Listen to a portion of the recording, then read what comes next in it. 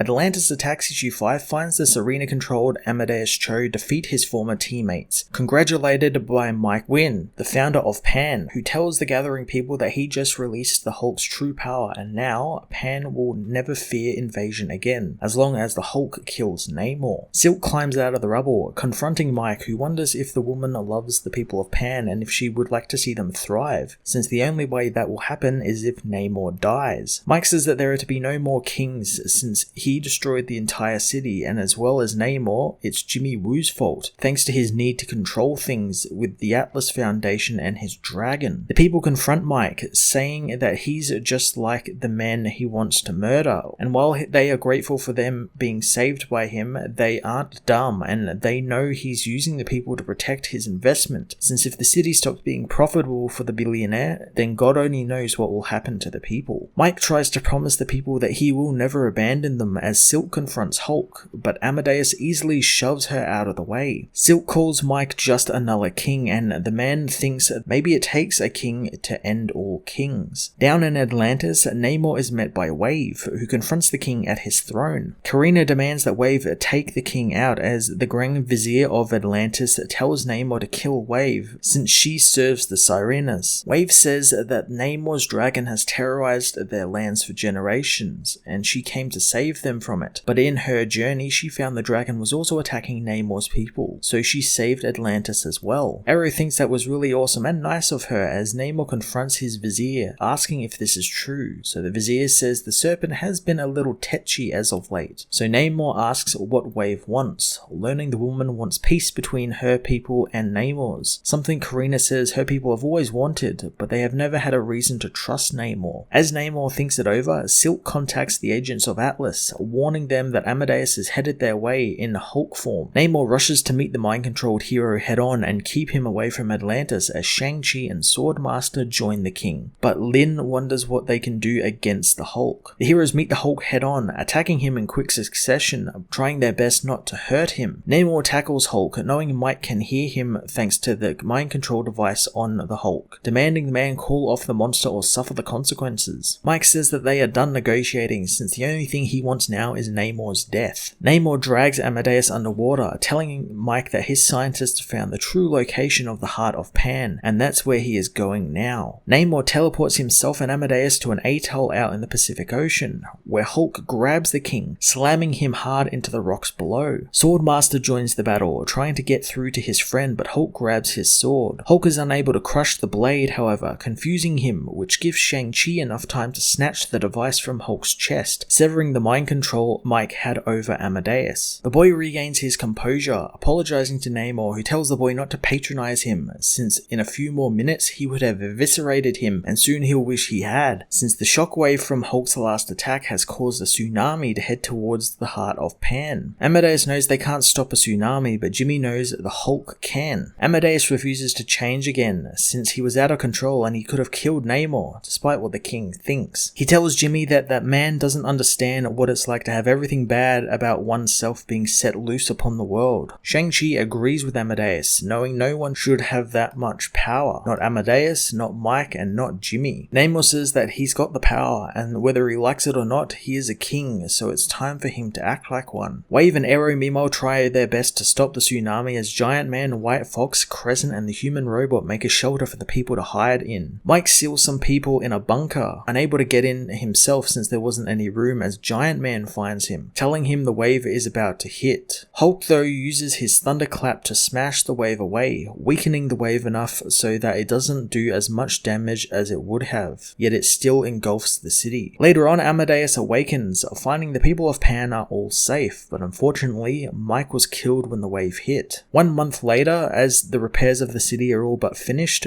Jimmy meets with Angie, telling the woman that the Atlantis and the Serenas have finally signed a non-aggression pact, meaning they now recognize Pan as an independent nation. Jimmy congratulates the woman on being elected the nation's first delegate as Amadeus looks over the statue of Mike that has been erected in his honor, knowing the man would have been alive if it wasn't for him. Silk knows that this isn't on him, something Amadeus knows Shang-Chi also said, saying that both Mike and Jimmy were using him. Silk tells him not to take note of them, since it's because of Amadeus that this all worked out. The boy knows that it's not the case, knowing it wasn't just him, it was all of them that did this. He knows Shang-Chi was right about Jimmy always trying to make him a leader and then playing him like a chess piece. Amadeus teleports away, saying that he's not his tool anymore and Pan will be fine without him, but now he's done telling anyone else what to do. However, he'll stay in contact with the team just in case anyone wants to find him. Elsewhere, Jimmy knows that he might have lost his boy king, and while they're all a little wary of monarchs right now, it's time to help Namor fight back the King in Black. Atlantis Attacks issue 5 was a rather enjoyable action-centric issue that was a complete